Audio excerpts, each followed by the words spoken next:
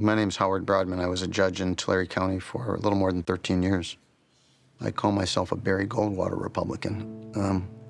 I'm tough on crime. I sentenced Shane Taylor 25 to life for a nonviolent third offense. His first two offenses were not significant, and I made a mistake. And I'm sorry. I'm really sorry. This recorded call is from an inmate at a California correctional facility. When I was a little kid, I was always bounced around from house to house, and then when we didn't have a house, I lived with friends, neighbors, wherever we could stay. 11 through 14, I started pretty much living on the street. A little bit after that, I started using methamphetamines. It was real rough growing up.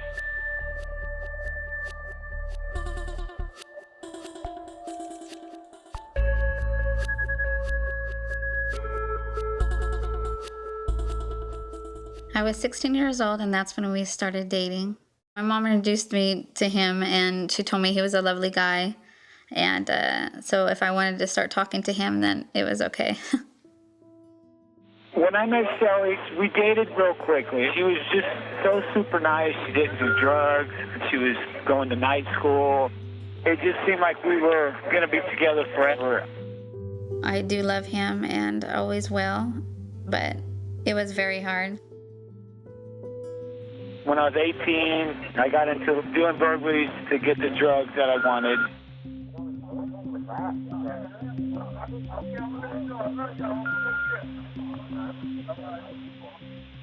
When I went to prison, the first time I learned my lesson, and I stayed home for a long time. When I found out Shelly was pregnant with Alicia, I was just overjoyed. That was the point in my life where I wanted to change. Alicia brought out a lot of happiness in him. They always played toys together, you know.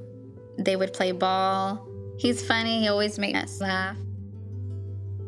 He was a good father. I was working as a prep cook and supporting my family.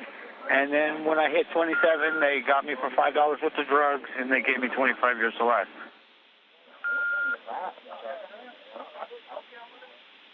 I've never done anything violent in my whole life and never will. I just remembered the judge just saying, "You're getting 25 to life." It was a shock. Really, I don't understand how the system works. The system doesn't think beyond the person who's getting prison time or jail time. They don't think about, the burden on the family. I was about 4 years old when my dad got 25 to life in prison. When I was little, when I would go see my dad, I couldn't wait for that day to come. I always look forward to it. We played checkers, cards, dominoes, every little thing. I mean, he taught me how to throw a football right in the yard. I started her out with the Nerf football. She'd get up on the bench so she could be as tall as me. It's like I had a little Peyton Manning or something right over there. Even though, I don't really get to spend a lot of time with him, when we are around, we do have like a great bond. He tells me to stay in school. He tells me, I'm very proud of you, you take care of your mother. Because I've been working since I was 16 years old. It's emotional. Yeah, he's been in there for 15 years. I'm 19.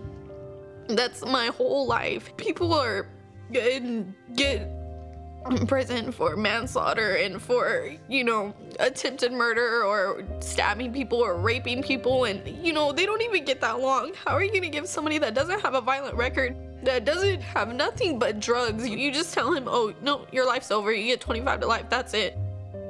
It's just ridiculous how messed up the system is. It really is.